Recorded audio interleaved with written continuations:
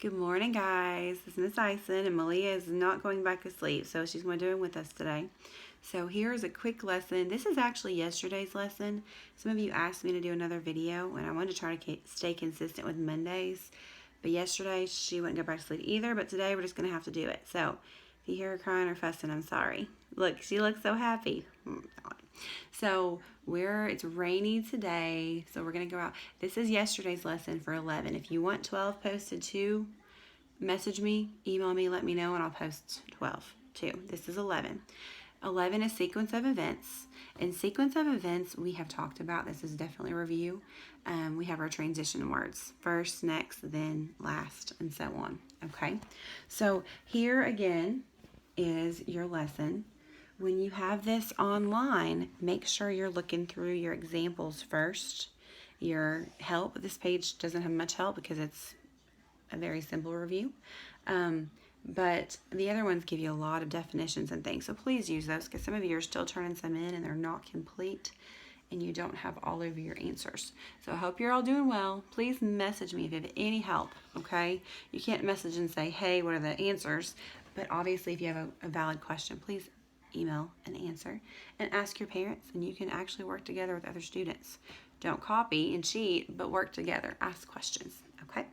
All right, so our first passage, and I'll try to read quickly so she will not be fussy, little cutie, is going to Chicago. So I'm going to read it and show you, and then we'll go through the questions. This is our practice. Make sure you're doing your practice with your 2, and then your full article with your discussion questions and your 4 multiple choice. Okay, so passage 1, going to Chicago. The trip from Louisville, Kentucky to Chicago, Illinois takes about 6 hours by car. The directions are fairly simple. Begin by taking I-65 north. At exit 106, get on I-465 west. Next, look for a sign for I-65 north, which will have a sign for Chicago. Get back on I-65 north for about 140 miles. Then at exit 262, merge onto I-90 west. Chicago is now less than an hour away.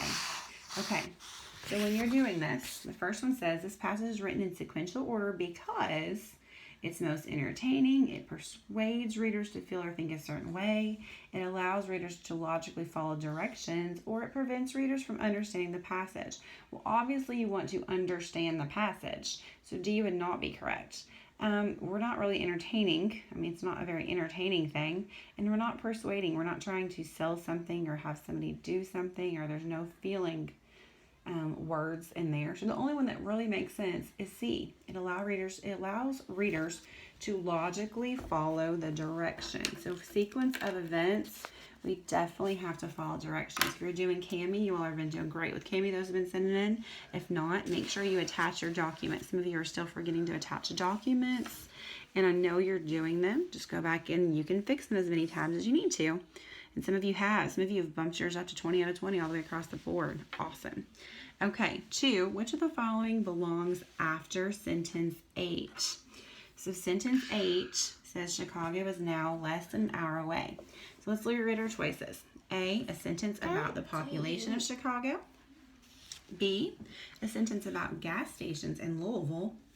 C, a sentence about the next road to look for. Or D, a sentence about the history of I-65 North. Okay, Malia's going to help me circle. You circle? Hold on to it. I'll help you circle. The only one that makes sense. Okay, that's enough. The only one that makes sense is the next road to look for, because we're still an hour away from Chicago. Okay, next page, and we'll try to go quick.